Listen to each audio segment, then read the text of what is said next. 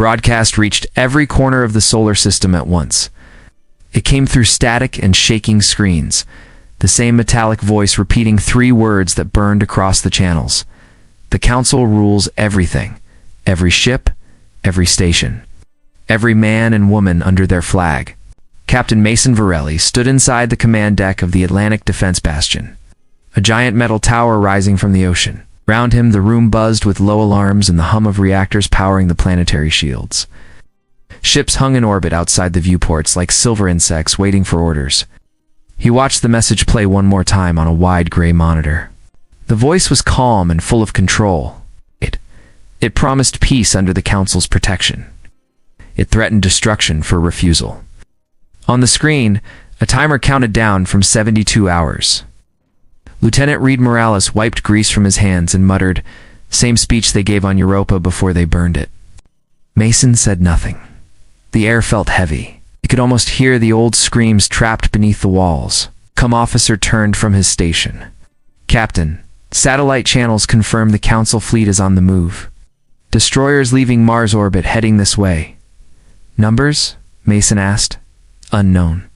Too many signals overlapping. Across the deck, engineers and gunners worked in silence. The tension pressed on everyone's shoulders. There were no cheers, no chants, no empty courage, only a quiet understanding that the next fight would be for everything left of Earth. Morales broke the silence. Do we open negotiations? Mason shook his head. You're not here to talk. Out beyond the defense windows, Earth turned in slow motion. Cities along the coasts glimmered under protective domes. Cargo transports crawled up and down through the shallows of the atmosphere, carrying supplies for the planetary barricade. Every light down there depended on them holding this line. Mason's COM device blinked.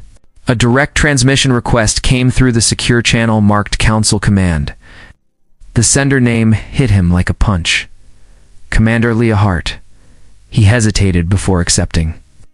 Her face appeared, framed by the dark interior of her ship.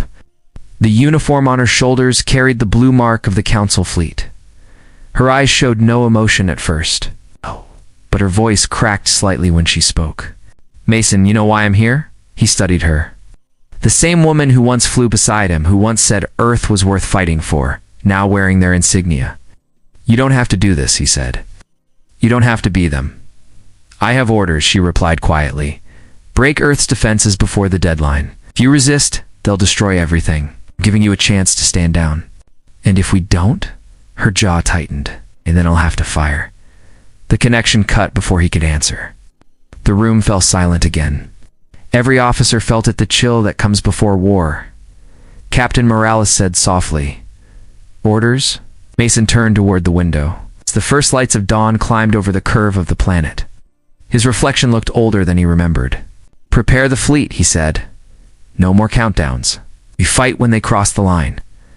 Outside, first stars of the Council fleet began to appear, sharp points of light, moving fast, forming into formation. The screens around the deck filled with warnings and target locks. Morales leaned closer to his console. Something new, sir. Massive energy spike inside the enemy pattern. Looks like a signal beacon. Before Mason could respond, the lights on the deck flickered. The Council transmission returned to every screen, but this time the calm voice was different, lower, angrier.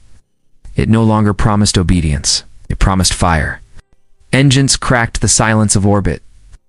From the edge of Mars space came 30 Council destroyers lined in perfect rows. Their hulls glowed red from engine heat as they pushed toward Earth. Behind them, supply cruisers followed like armored shadows. The assault had begun. Inside the Atlantic Bastion, the glass panels of the command deck shook from orbital power surges. Captain Mason Varelli watched the incoming data scroll down in fast motion.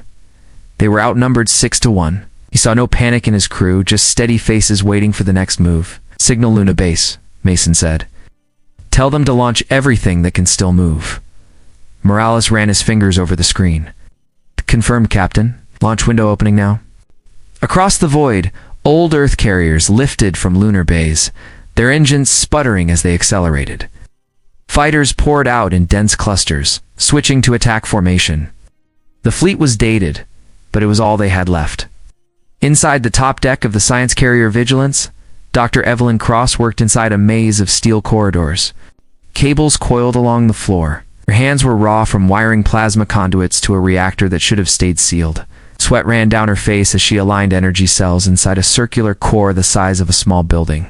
"Doctor!" her assistant shouted from the lift. "Admiral says we can't run the test without clearance." Evelyn snapped, "There's no time for clearance. This core is the only thing that will break their shields."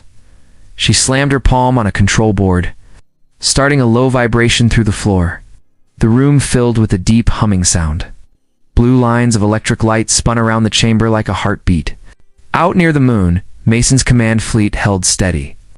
The stars ahead began to stretch into streaks. The Council destroyers were entering range.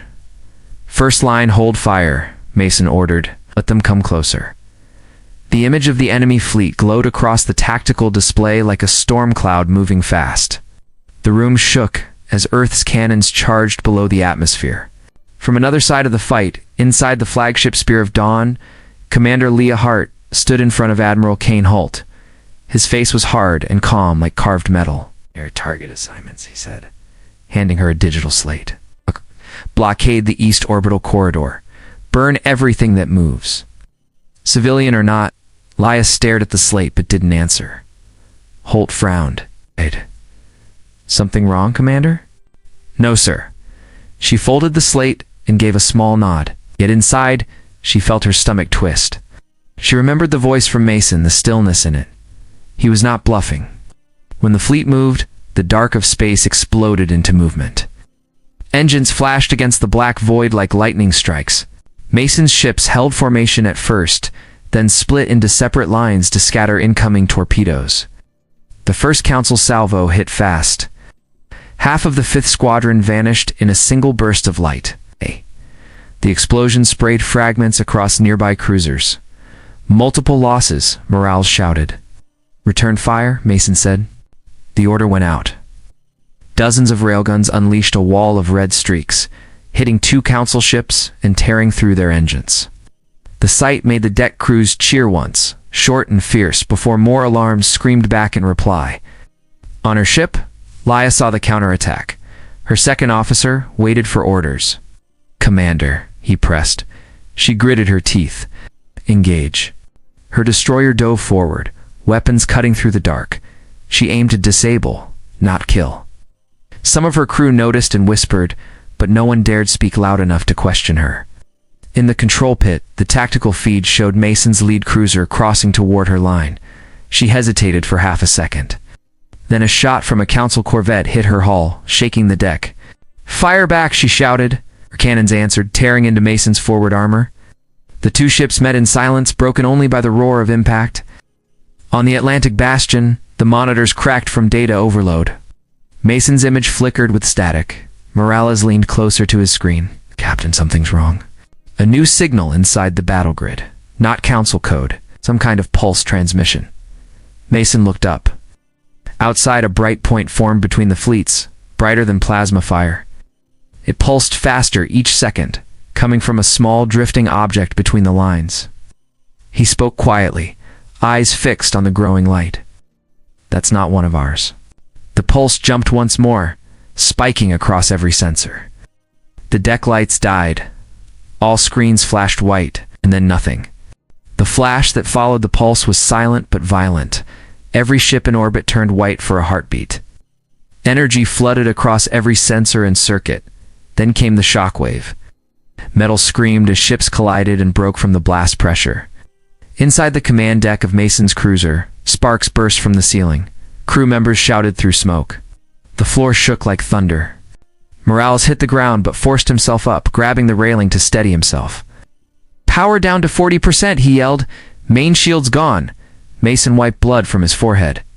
"Find the source of that blast." Trying, Morales said, slamming keys. Signal burned through every system. We got nothing. Outside the viewport, the war had turned to chaos. Destroyers spun out of control. Burning debris drifted across the stars. Crippled fighters tumbled past still-firing ships that didn't know they were already dead. The blast had cut both sides evenly. Mason knew it. He saw Council ships breaking apart. But he also saw how many still moved.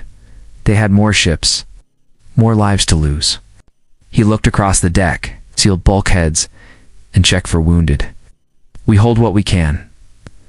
On board the Council flagship Spear of Dawn, Admiral Holt gripped the edge of his command seat as consoles sparked in front of him. Lieutenant Chambers shouted, "Unidentified detonation, Admiral. Origin point unknown." "I don't care where it came from." "Regroup the line," Holt barked. "Every destroyer moves forward. Crush their central fleet before they recover." A short distance away, Leia Hart's destroyer rolled through the debris field. Her communications officer struggled to restore systems. Alarms screamed from all sides. "We lost half of Section 3, the officer said. "We're venting atmosphere." Leia pressed a headset to her ear. "Reroute power from secondary thrusters and stabilize." "Keep firing range open." The officer paused. "Captain, this battle is finished. Both sides are wrecked." "Not yet," she said, but doubt crept into her chest. She saw the same fragments spinning by her window-broken ships from both sides, human bodies frozen in drifting suits. She walked to the viewport and watched one small cruiser burning in silence far ahead. She recognized its shape, the black hull with a single white mark, Mason's command ship. Her voice caught in her throat. "Transfer weapons locked to that cruiser." Her helmsman glanced back. "Are we firing?" She hesitated but kept her tone firm. "Target only." Hold shot. Back on Mason's ship, the med teams worked beside the bridge. The air smelled of smoke and hot metal. Captain Morales said the Vigilance is missing from the field. "No signal." Mason turned sharply. "Gone?" "No confirmation." "It could be destroyed, could be cloaked in the interference." Dr. Evelyn Cross had been aboard the Vigilance. She was supposed to finish the plasma core, not vanish with it. Without her, there was no heavy weapon left to match the Council's fleet. "Start a deep scan," Mason said. "If that core detonated half-charged, this is only the start." Morales frowned. "You think that blast was her?" "I think she tried to save us," Mason said. "And if she lived, she'll try again." Outside, several new streaks of light appeared in the black. Mason narrowed his eyes. They were small, fast. Council reinforcements entering the field through jump drift. Morales' voice dropped. "More ships. Dozens." Mason tightened his jaw. Of course they brought more. On the other side, Leia watched the new fleet appear too. Her ship was still damaged. Her crew waited for orders. She knew if those reinforcements reached firing range, Earth's last defense would fall. She made a choice. "Helm, lock course out of formation. Command override required, ma'am." She entered her code. "Override it." Her officers looked at each other, unsure. "Where are we going?" her helmsman asked. She looked straight ahead. Stop this." Her cruiser broke away from the Council formation, engines burning hard toward the Earth fleet. Mason saw it on radar and froze. Leia's transponder moving fast, straight for him. Morales stared. Enemy ship on direct collision path. Mason leaned closer to the screen. He recognized that signature. "That's Leia." The crew went silent. The enemy destroyer cut across the stars, shields crackling, closing distance. "She's coming right at us," Morales said. And then the ship fired a single shot not at Mason, but at a Council dreadnought lining up behind him. The shot hit the dreadnought's bridge and split it open like glass. On Mason's deck, no one spoke. The radar showed Leia's destroyer diving into the heart of the battle, firing on her own side. Leia's destroyer cut through debris like a knife. Its hull blackened from earlier hits. Her cut spun all around, and trails of fire drifted past the glass viewports. Her gun crews worked without breathing as they turned their turrets on what had been their own side. Every blast shook the deck. Inside the command room, smoke poured from cracked panels. The crew stared at her, but kept going. Fear mixed with something else, maybe respect, maybe confusion. "Ma'am, the fleet's sending distress codes," her comms officer said. She answered without looking. "Ignore them." A Council cruiser swung to block her path and opened fire. The shots tore across her port side. Oh, the deck tilted. The lights blinked out, then came back with a dim red glow. Leia climbed from the floor and wiped blood from her face. "Target that cruiser," she said. "Take out its bridge." Her weapons chief hesitated a second too long. "That's..." Holt's ship commander. "I know." The next volley struck with full force. The enemy ship cracked down the middle. Flames lit its center. Far away, Mason watched the spectacle through his cracked main display. Leah's destroyer darted across his line of sight again, firing on the Council fleet with brutal precision. "That's her, no question," Morales said. "She's attacking her own command." Mason barely nodded. "Then we cover her." He turned to his gunnery chief. "Shift targeting grid. Hit anything aiming for her ship." On screen, human fleets, once separated by allegiance, began to mix. Explosions crossed between them as both sides lost formation. In orbit below, the blue arc of Earth flickered under the faint glow of its defense grid, failing piece by piece. Inside the Vigilance, Dr. Evelyn Cross coughed through smoke and light. The reactor chamber had survived the pulse, but barely. Cooling fluid sprayed across the walls. Her assistant lay unconscious by the monitors. The overload meters flashed red. The system was unstable. If the containment broke, half the fleet would vanish. Evelyn stared at the readouts and clenched her fists. She spoke quietly into her headset, hoping the signal would carry through the storm of jamming. "Mason, this is the Vigilance. I can rebuild the power grid into a single push, enough to blind their entire fleet. But if I start the sequence, it can't be stopped." Minutes passed before she got a voice back. "Evelyn, it's Mason," came the broken reply. "Do it. You're our last chance." She didn't answer. She only placed her hand on the control ring of the core. The hum started again, stronger this time, vibrating through the entire ship. Back on the Bastion's command deck, Mason studied the feed. "We're losing shield control around the planet. Once they break through, there's nothing left to protect." Morales looked pale. "Even if Evelyn fires that weapon, we might be caught in it." "I know," Mason said. "She knows too." A shock tremor rattled the deck. The ship shook as a Council carrier rammed an Earth frigate nearby. The viewports flashed with light. Outside, Leah's destroyer still fought, but its engines were dying. Its hull vented air in bright streams. Leah's voice cut in on an open broadcast shared across every channel. "To any Earth ship receiving this, Admiral Holt is dead. Council command is broken. Get your civilians underground. The next fire will light the sky." Her crew stared at her as more events unfolded outside. "What are you planning?" her second officer asked. She looked straight at him, ending this before anyone else does. At that moment, Morales picked up a new signal. "Captain, we have a heat surge inside the Atlantic Bastion, deep under the ocean. Some kind of automated power relay activating." Mason's stomach dropped. "That's impossible. The Bastion systems are local only." "No, sir," Morales said, eyes fixed on the screen. "This one's planetary scale." Every radar across the fleets began to ping at once. A slow, deep energy wave pulsed from Earth's surface, reaching into orbit. "What is that?" Someone whispered behind Mason. He watched the expanding glow spread over the planet's curve. It was not an attack. It looked like the beginning of something huge waking from sleep. Leia saw it too from her burning ship. Light below turned the clouds white. She took a steady breath and whispered under it as if to the whole sky. "Evelyn, tell me you didn't." The light grew brighter, filling half the viewports. Alarms screamed across every ship in range. Morales gripped his console. "Sir, it's drawing power from the sun itself." Mason stared out at the flood of light. "And God help us all." The light from Earth filled half of space. It came from the ocean towers where Project Aegis was buried. The beams reached upward, merging into one column that cut through the dark like a blade. No one had seen anything like it. Mason stood at the viewport of his cruiser, the glow of the planet reflecting off his face. His crew watched in silence. The hum from the power surge shook the hull. Every instrument blinked with warnings they could not silence. Morales held on to the railing. "It's the Bastion. It's drawing from the planet's core and the orbital network. I don't think it will stop." Outside, the beams split into hundreds of smaller lines. They locked onto the Council fleet like a targeting grid stretching across the sky. Leah's ship drifted near the edge of the formation, half dead and trailing smoke. She listened to the static that filled her comms. The light from below reflected on her cracked visor. She knew what it meant. Dr. Evelyn Cross had built something that could burn the heavens. "Evelyn, what have you done?" she whispered.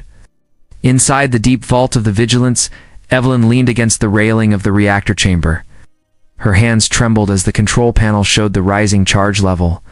The core roared under the floor. The energy now ran to the mirrors in orbit, reflecting and amplifying the sunlight into a single weapon. She spoke into her headset. "Mason, I can't shut it down. Once it hits full sync, the system will fire automatically." Mason's voice came through faint and rough. "Then use it. Finish them before they finish Earth." From orbit, the Council ships tried to scatter. Beacons flared as their captains shouted over each other. Some tried to retreat through jump routes.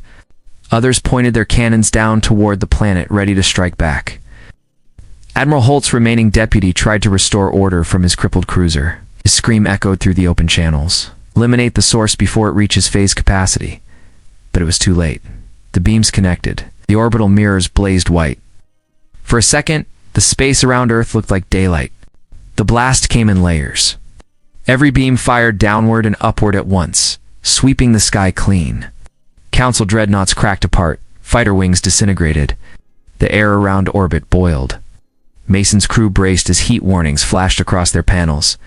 On Leah's ship, the glass canopy blew open from pressure. She held the chair and stared at the burning field around her. Her crew shouted in panic, but their voices were lost under the roar. The light consumed everything hostile.